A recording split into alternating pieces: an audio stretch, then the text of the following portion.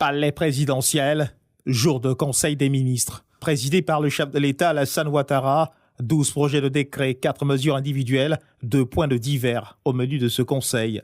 7 décrets adoptés au titre du ministère d'État, ministère des Affaires étrangères et de la coopération internationale.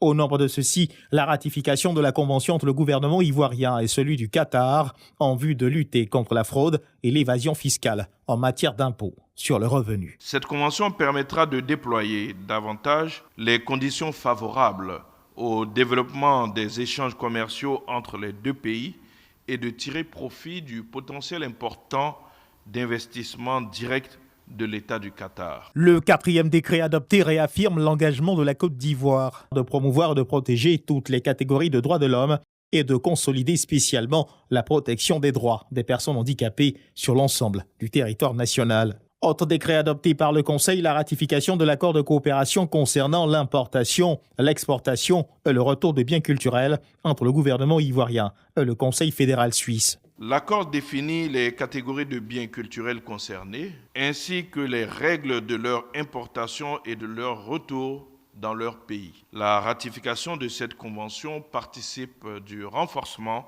du cadre juridique de protection et de valorisation du patrimoine culturel national. Les 2 derniers décrets adoptés par le Conseil des ministres pour le compte du ministère d'État, ministère des Affaires étrangères, portent en premier sur la ratification d'accords de prêt conclus entre le Fonds africain de développement et la République de Côte d'Ivoire. La ratification de l'accord de prêt d'un montant de 8 330 000 unités de compte, soit environ 6 389 110 000 francs CFA, conclu entre le Fonds africain de développement et la République de Côte d'Ivoire pour le financement du projet d'appui à la gouvernance pour une croissance inclusive.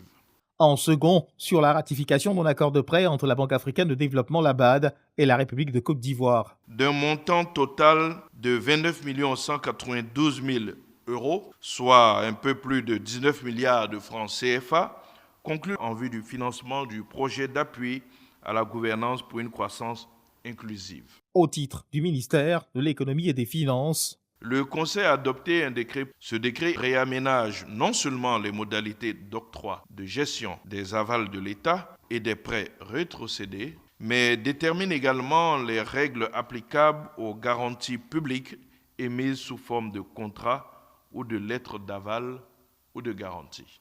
Les coupures d'électricité enregistrées en ce moment ont été abordées au cours de ce Conseil. Le Conseil a entendu un exposé du ministre des Mines, du Pétrole et de l'Énergie. Les coupures actuelles sont essentiellement dues à une surexploitation des câbles transportant l'énergie pour environ 80% de ces coupures et pour un dépassement des capacités des transformateurs, ce qui explique donc des baisses de tension dans certains quartiers. En attendant le déploiement national du plan de réhabilitation du réseau de distribution de l'énergie électrique, un programme d'urgence d'un coût d'environ 32 milliards de francs CFA est en train d'être exécuté et devrait permettre dans quelques semaines de mettre un terme à ce phénomène. Le président de la République, Alassane Ouattara, a reçu un tableau. Ce tableau représente la notification officielle de l'État de Côte d'Ivoire, désigné pour abriter le siège Afrique du Fonds vert pour le climat. Ce mécanisme financier est le plus important au monde dans le cadre de la lutte contre les changements climatiques.